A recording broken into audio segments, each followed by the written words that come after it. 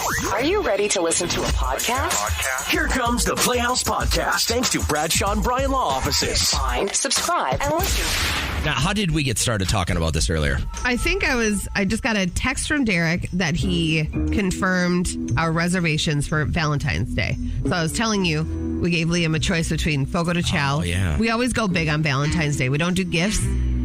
We just go out for a really cool dining experience. So I said you could do Fogo de Chao. You could do that new ramen joint, or you could do the Korean barbecue that he's wanted to do where you like cook it yourself in front of you at your own table. And so he decided that. And then you started talking about how you saved forever to take Trisha on this date. Tell that story from the beginning of when you went there. This is one of my first radio jobs. I'm working just outside of Des Moines at this just butthole of a radio station. I mean, they bait and switched me on the interview so bad. Bummer. They said, we do this. I get there. It was horrible. First off, I'm on the air for 7 hours a day. Second, I have to wear a shirt and a tie and black or brown shoes and black or brown socks. Wow. It was horrible. Whatever. You got to earn your dues. So I'm there. I'm grinding out.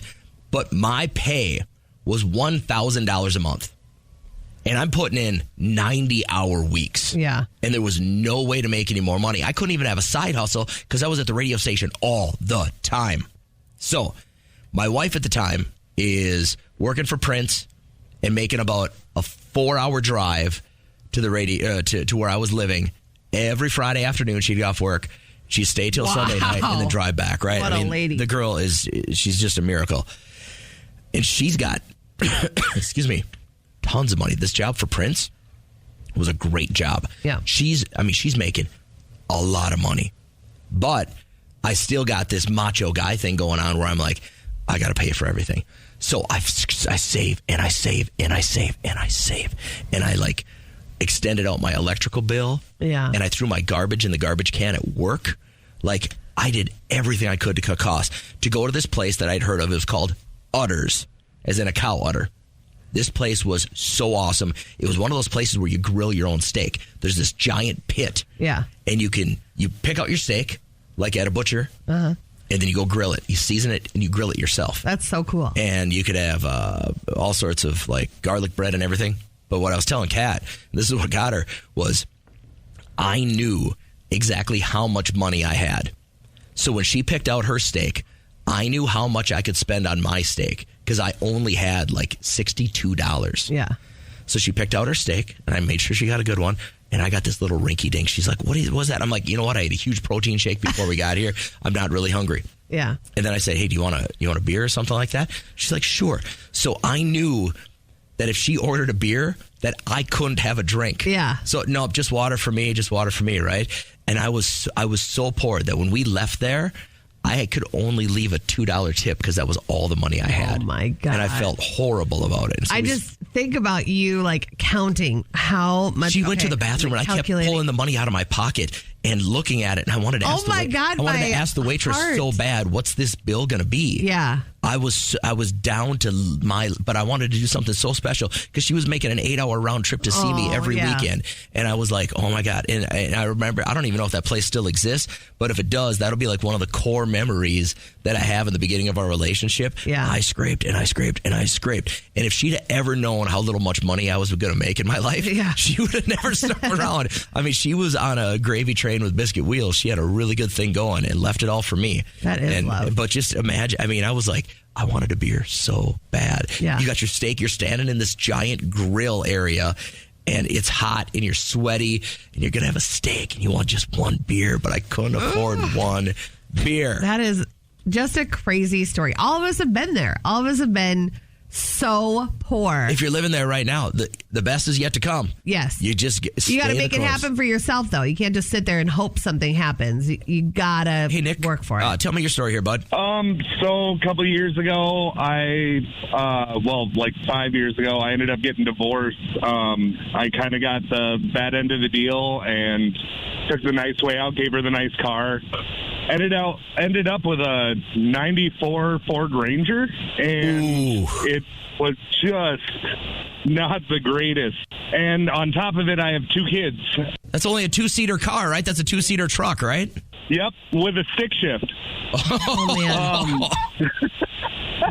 So I went to every single dealership in the Brainerd Lakes area. Got denied every single place. Finally walked into one of them crying, holding my sleeping kid. And ended up just kind of seeing what they could do for me. I ended up being able to finally drive out with a car. But I've been stuck in the lease literally for 6 years now. I'm getting rid of it in 5 months. I finally got myself to an amazing job. I run a huge division in a mental health facility, and finally worked my way up to be able to buy a car, hopefully here in about 5 months. Do you That look at is that car dealership fantastic. with just thanks that they were able to help you out at like your lowest spot? Yep. So I hear your voice get choked up still. I mean, when you're in a tough spot like that, those are core memories. Those things don't leave your body. They still come back, and you're like, wow, you can still feel it to this day when you told that story. Well, it's one of those situations where you feel like you're kind of failing as a parent. Oh, yeah. And you don't want your kids to have to go through that. And I've made a deal with myself that I'm never going back to that. I'm happily remarried now. We have another child, so now I'm up to 3. Hey, that boy. But we're doing great now. I mean, just finally worked ourselves out of debt. We're hopefully looking for a house soon. Right on. So, I mean, things are finally on the up and I up. love it. Just stay the course. We got to cut this off. We're way short on time, but I wanted to save the best for last. Tell everybody the pregnancy story. Okay, so listen. I'm no angel. I lived Nobody is. in Fargo, my first morning show gig, okay? And I was working at a station. I was getting with my boss, okay? Who It was does just this? I did. Such a. It was a thing. It happened. I get whatever. there's not It a is whole what it lot is. of people to get with in Fargo, but your boss? I would get my check and I would go to the mall. I would go to Westgate Mall and I would spend it all. I would get cute clothes. That's it. I was 20. All right, so you're fornicating with your boss. Got it. And had a little worry. Okay. Oh, you thought he got one past the goalie. And you're making me sound terrible. No, let me this put happens. it into my words so I don't sound like such a hoe. But then I go to my friend Ginger's house, and she was my ride or die. We were hanging out all the time, and I just said, I have no money, and I need to know. And How late were she you? was like, You remember? probably I don't know, 5 days. But then I go to the grocery store. She gives me $10. You didn't have $10 for a pregnancy test. I didn't. I literally had not a pot to pee in. It was so pathetic how I did not save my money. That's why I love where I am now. Now I can look back and laugh and laugh and laugh. Now I can buy all the pregnancy tests I want. And I've never told him this story. And so I went to the grocery store, got it, peed, thumbs up. We're good to go. Move on with life. Never make that mistake Instantly again. started freebasing. It was, what are you What? No, talking about? never mind. That was wrong. This is my story. No, sorry. That's the moment I remember, not having any dough. It bothers me when you call yourself a hoe. No, it doesn't. You got to do better than that. You like to be the one? No, I don't think anyone should be calling anybody a hoe. And to hear you degrade yourself like that, I think is really Whatever. One more round of gossip. I will never come on here and tell you how good I am. I know Kat likes to do this a lot. But can I just point out for the record that every day this week, I have started our show at 6 a.m. sharp. Now, I love that you are excited about that, but it's your job. It's the only thing that you need to do is to start our show on time. So good. And who good does it work better than me? this week? This guy. It's been great. Yeah, Thank you. You're welcome. Good. Getting you off on the good foot. What's good? What did you do yesterday? Give me some fun stuff. I went to a 5th grade concert at 1:30. Ill timing. Oof. It was rough stuff. I know you man. want to love your kids, but man, they got to shut that down. It was rough. Ain't nobody loving on that stuff. The only person that I think loved it was my mother-in-law. Liam can do no wrong. Yeah. He's much like he gets treated the way I get treated by my grandmother, where you can't do any wrong. Would you kill a person? And No problem. I bet it was a mistake. She was just jamming to the slowest songs. They had such slow songs, and then they came out with not La Bamba, but they'd change it. I don't know if they were worried that they would get Is there whistle racist blown connotations on that? No, but they just like changed it so it wasn't La Bamba, it was La Boomba. That's a creative 5th grade music teacher. And then they had these like the tubes were pretty cool because they'd smack them on their hand, and according to the length of the tube, it would make a different tone. So that was kind of cool.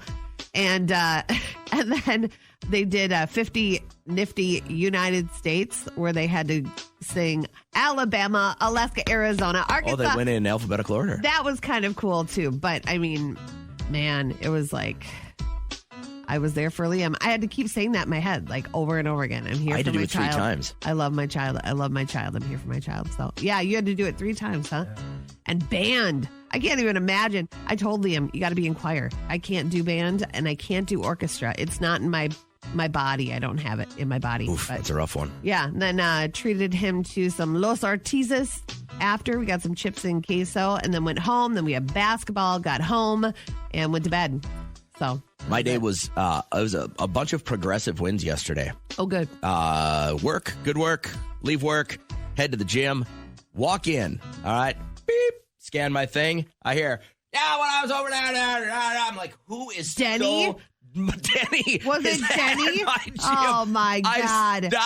I stopped cold in the entryway, and I looked, and the girl at the front counter goes, are you all right? I go, no. I'm not all right. I can't. How did he find me? I can't escape this man. He's at my work. He's everywhere I go. That voice will make your blood run. He was cold. on the elliptical yelling at a guy across the gym that he knew. I get it. Music's playing. There's TVs all over the place. It's a social atmosphere. And then he comes over. He's like, yeah. How you doing? And I go, I'm really good, Danny. I'm just going to try and wrap up this workout. And he could see, like, I am all by myself. That is my 1 hour of just JJ time. Yeah. And he progresses to tell me about how many calories a day he burns on the elliptical. Yeah. And then he has a meeting tomorrow. He's going to be really busy. For his age, he's fit as a fiddle. He's 69 and he's like jacked. I mean, he's really, really in good shape. Yeah. And he's telling me, 69.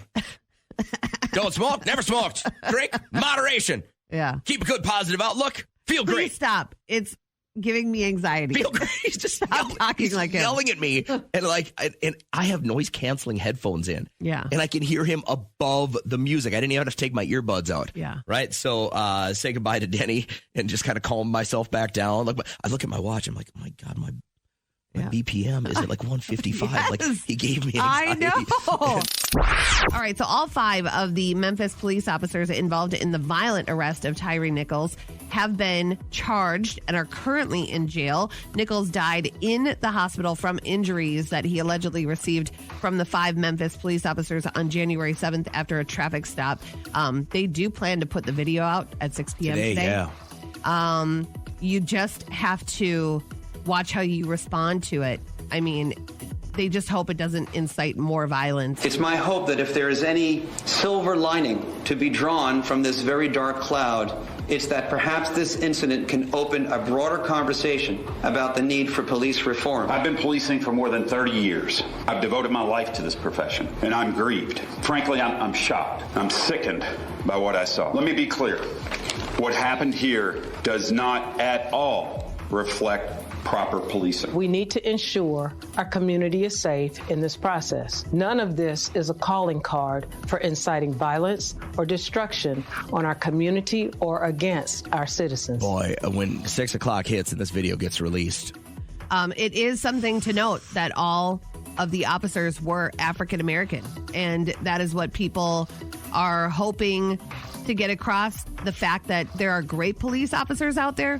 Why did all 5 think that it was okay to do this? That's the alarming part. When a bunch of people go along with a bad idea, that's where I'm like, oh no. When it's one person, it's like they're in control of their thoughts. But when you have a bunch of people that don't blow the whistle on something. It's an animalistic thing where you don't want to upset the herd and you want to follow the leader and stuff like that. What I guess disturbs me the most, right, is that not one of these guys said, this is wrong. Back off. Stop. We got him in cuffs. You know what I mean? That's the tough part for me. When someone is incapacitated like that in handcuffs, they're not running away. They won't get far if they do. So, and I'm not a cop, and I'm not out there, and I'm not putting myself in harm's way. But I would have to believe that when a man is almost unconscious, you could quit beating him. Yeah. That's what I would think. All right. Chipotle is looking to hire 15,000 restaurant workers ahead of the spring. Their highest demand is between March and May. And so the company says that they need more employees for the busiest time of the year. So, it's like an ebb and flow with my experience with Chipotle's. I'm going to be honest with you. It's like super dirty and terrible service. And then the last couple of times I've gone across the street, then very clean, I've never great had a bad customer experience service. there, ever. I have, but I think they have new management. I think they have their stuff together now. It's usually a reflection top down, yeah. Yep. So if you are looking for a job, they are hiring, and they have their campaign going right now.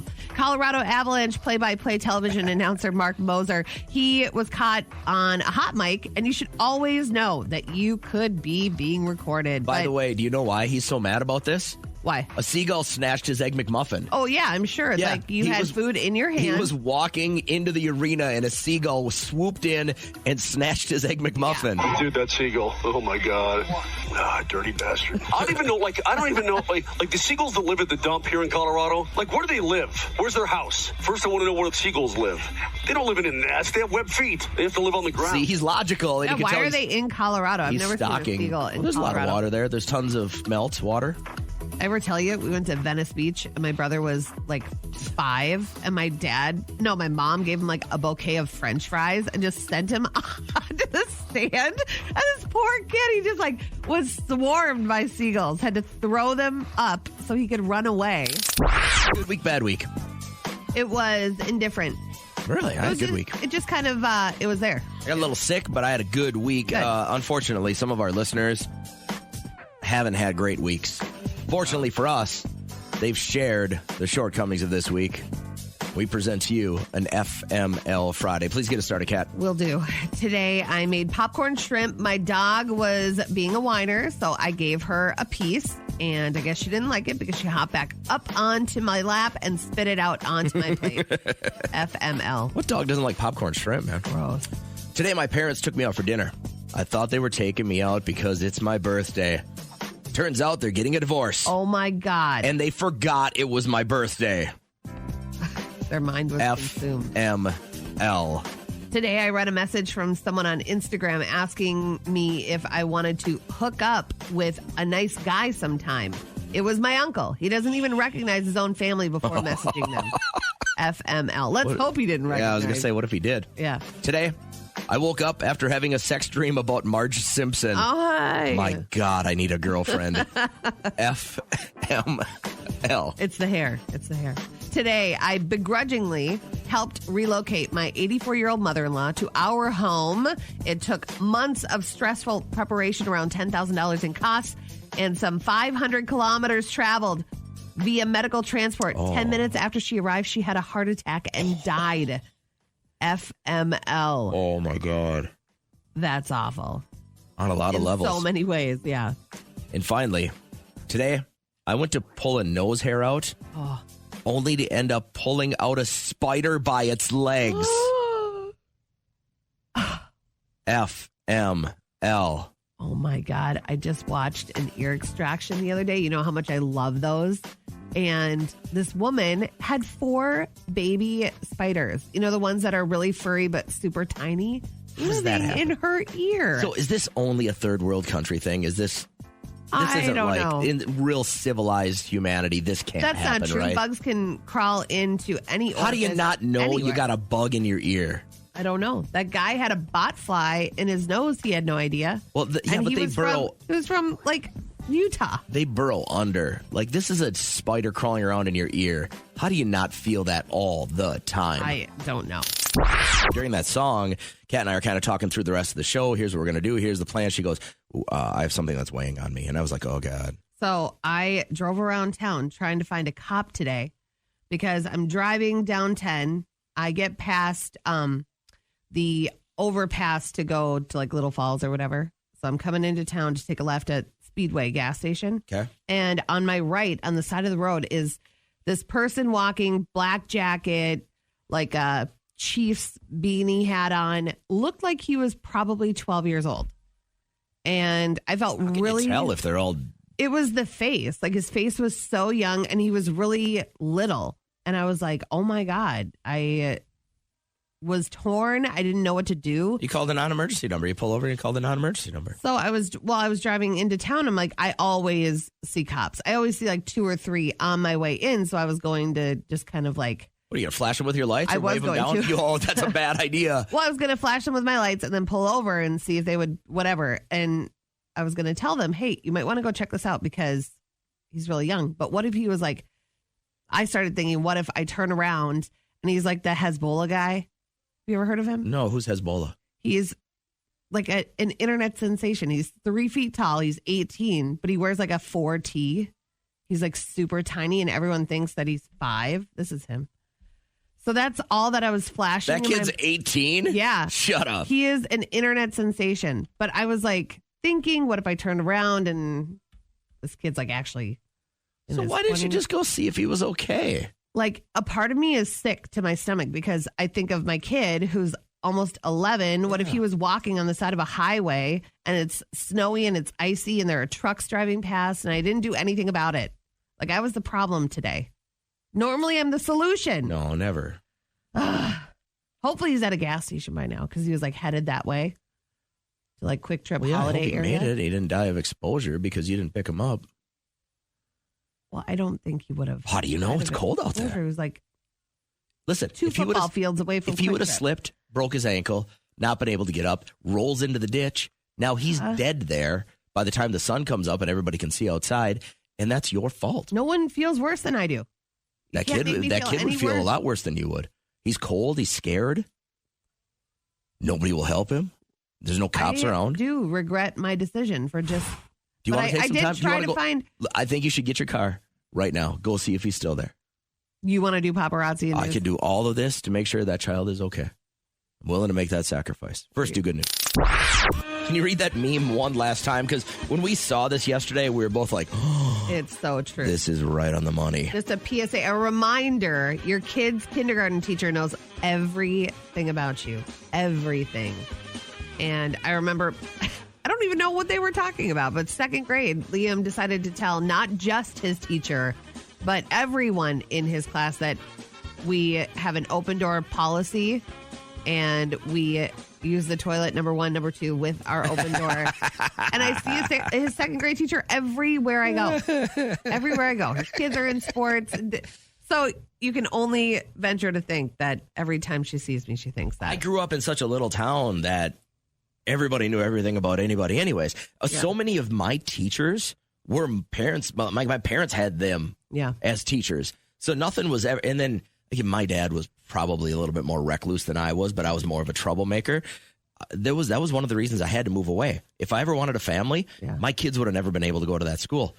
I think the perfect example is Kindergarten Cop when they all share what their dad does or whatever, where it's like, my dad looks at all day long.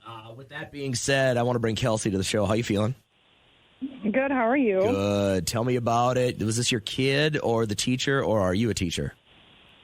No, I'm not a teacher. It was my daughter. Yeah. And, I got a call that she was sick, and I had to go pick her up or whatever. When I get there, they were like, for somebody who is sick, she is talking quite a bit. And they're like, she told us that you had her on the bathroom floor. She told us about all this stuff. You mean that you birthed her on the bathroom floor? She told this story? Is that true, though? Yes, it is true. Oh, okay. Yes. All right. So she was born on New Year's Eve, and basically, I just thought that it was cramping, and then sure enough, by the time I talked to the nurse, she was like, you in about an hour or whatever, just come in. And 20 minutes later, I was on holding my daughter on the bathroom floor. So. See, that's a sensational story. I wouldn't mind other people knowing that stuff. At least she didn't lie about that. My kid had a good week streak of lying, and we had to nip that in the bud. And he told his nurse or his teacher that we were in the ER all night Oh, I remember you coming Do you into remember work that? telling me this. I was yeah. so mad and I was confused. He was trying to get out of recess or something like that. Yeah. Yeah, he fell on the playground and hit his head and like made it seem like he had this massive concussion, but he just wanted to like get out of class. He wanted for some sympathy. reason. That's what it was. He was young, but I was like, you can't lie like that, buddy. Kelsey, I'll do you one better. I was telling Kat this real quick, and I know you got to get going, but my third grade teacher, his name was Mr. Keegan. He was a former bodybuilder, all right? Like to the point where if he wore a polo shirt, he had to cut the sleeves along the seam because his arms were so big. Like he was just a monster. He looked like the Hulk. Like he was that big. What made him go into teaching? I don't know. I mean, he that was Arnold. Yeah, I mean, he went to college, got his degree, and was an athlete, and decided to go into bodybuilding and competed, and then got so. My dad was a special forces guy. He was in the Army. He was a Green Beret. And one day, and I knew this guy was intimidating, but so kind.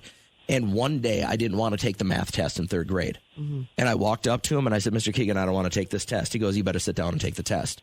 And I looked at him, I go, are you threatening me? And he goes, no. And he had this confused face on his look. I said, because my dad kills people, and he will kill you.